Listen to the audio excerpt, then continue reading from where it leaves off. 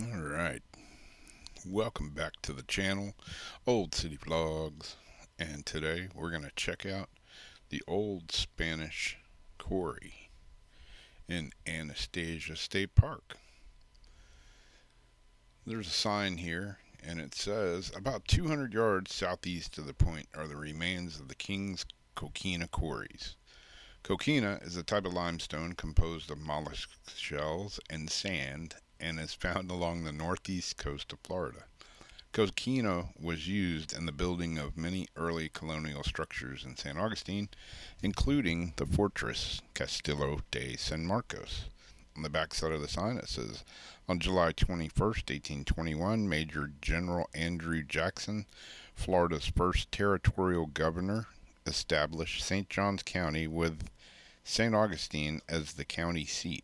It contained all of Florida east of the Suwannee River, approximately 39,400 square miles, with over 1,100 miles of coastline.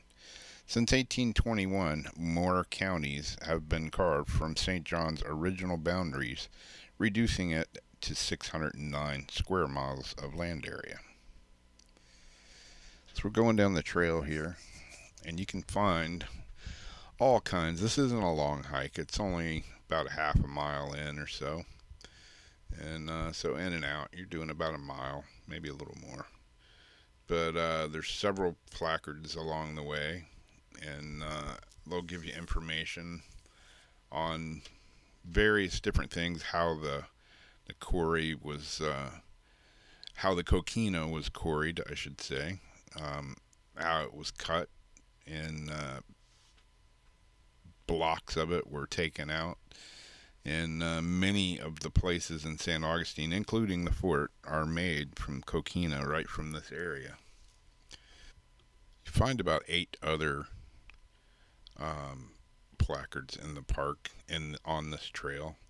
One of them, Coquina, the foundation of St. Augustine, it says wooden buildings offered little protection.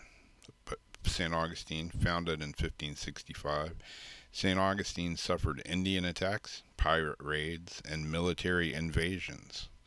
Within the first 100 years, 9 wooden forts were burned, destroyed by storms, or simply rotted away in the damp, warm conditions. Clearly, stronger defenses were needed for St. Augustine. The answer lay in Anastasia Island's deposits of coquina rock. Workmen began quarrying the material and constructing a stone fort in 1671.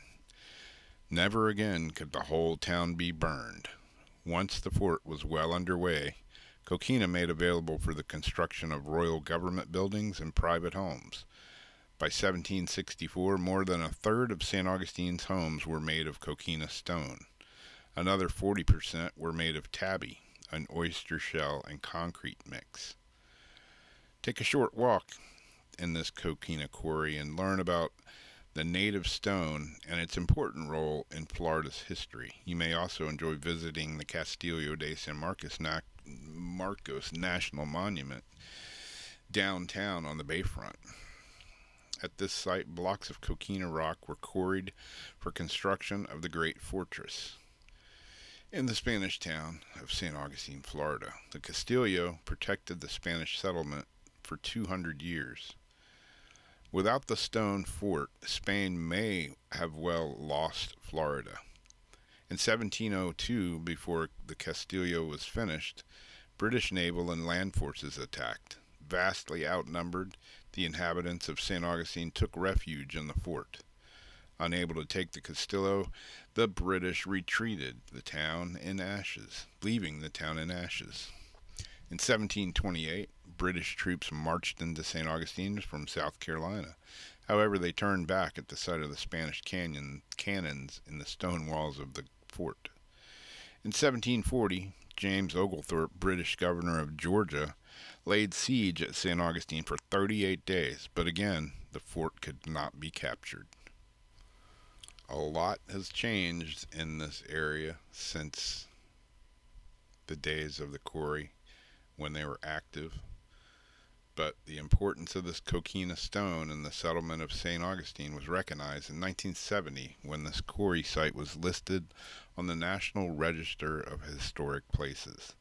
To preserve this unique spot for future generations, no further mining has been allowed. In the decades that have passed, many natural changes have occurred. Along the rim of the succession quarry, oaks, palms, and southern red cedars have grown tall and heavy. A lot of the trees have collapsed into the pit as topsoil has eroded under them. Decaying vegetation and sediment cover the quarry floor. Once porous, the floor is hardened and water can no longer seep through, except in times of drought, the sediment remains wet.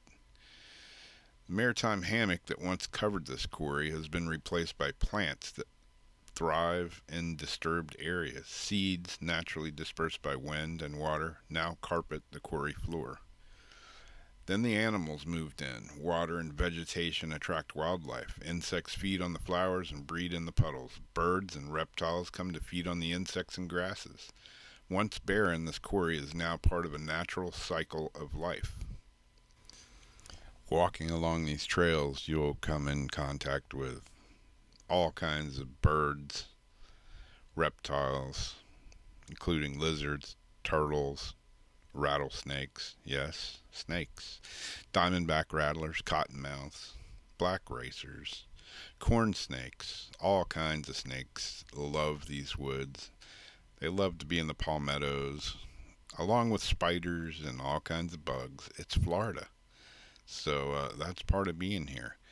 And 9 times out of 10, they're not going to mess with you. They're going to run from you. They're going to retreat. So don't mess with them. You got to remember, you're in their yard. They've been here. We're just newly trespassers in their yard, their jungle. So you got to respect the wildlife. It's awesome to see all the different animals and wildlife and birds and insects and reptiles and everything else that can be found here. Going down one part of this trail, you'll run into the parking lot for the St. Augustine Amphitheater. This multi-thousand seat theater now is built on the site of the Royal Spanish Quarry, where the native shellstone coquina was dug and ferried across Matanzas Bay for the construction of the Castillo de San Marcos and many other early structures in colonial St. Augustine. Here on June 27, 1965, the Paul Green symphonic drama Cross and Sword was first presented to commemorate the 400th anniversary of the founding of St. Augustine.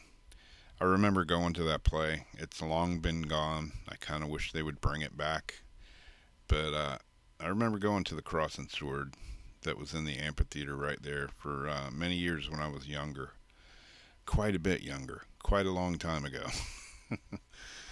But it was a good play. It was many different local people here used to act in that play, and over the years, it changed, but it was always fun to go and see it. Another attraction that's real close to this end of Anastasia State Park, about a quarter mile away, is the St. Augustine Alligator Farm. It's one of the oldest private zoos and continuously operated tourist attractions in Florida. And it's changed again, over the years. Everything changes, but a lot of its recognizable features of the main historic building are still there. And some of the concrete poured alligator pens may date from the 20s when the alligator farm was first started there. It actually was 2 miles south was the original location, but then it was moved just down the street from this end of Anastasia State Park. So yeah, once again, going through these trails, you see lots of palmettos. There's all kinds of scrub oaks and live oaks, different trees here, and all these palmettos. They're home to spiders and snakes and all kinds of things. But the trail's pretty clean. It's a pretty easy trail to walk. You will get into spots like this where the palmettos are really thick and the trail seems to end. Some people have gone through it. That's up to you. This is old style Florida right here. I hope this never changes.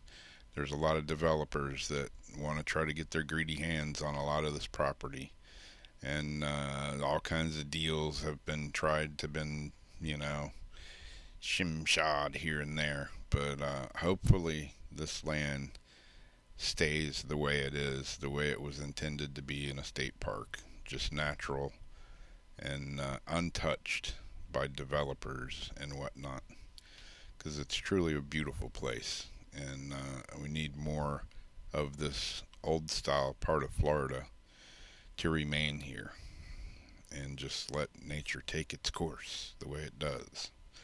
Things are always changing, trees, plants, palmettos, grass, weeds, everything is all growing, but this is a well maintained area, and it's just got a lot of natural beauty. There's lots of trails in the park and throughout Anastasia State Park, and if you haven't been there, it's definitely worth taking a visit. It's a really nice campground, and there's all kinds of things. It's where I launch my canoe a lot of time, or my kayak. I got a canoe too, but I'm always in the kayak now. And paddle boards also. We spent a lot of time in Salt Run on the paddle boards, and you can launch right inside the state park right there at the southern end of Salt Run. And fishing's good. Kayaking, paddleboard. They rent paddleboards, kayaks, sailboats, all kinds of things right there in the park. So a lot of amenities, a lot of fun things to do, and camping there is awesome. So I would suggest checking it out if you haven't before. And if you have, let me know what you think in the comments down below. Thanks for watching, and hit the like and the subscribe button if you haven't subscribed. Helps the channel out a bunch, and hopefully you enjoyed this little stroll through the wooded trail in Anastasia State Park at the Old Spanish Quarry. There you go. There you have it. I'm out of here.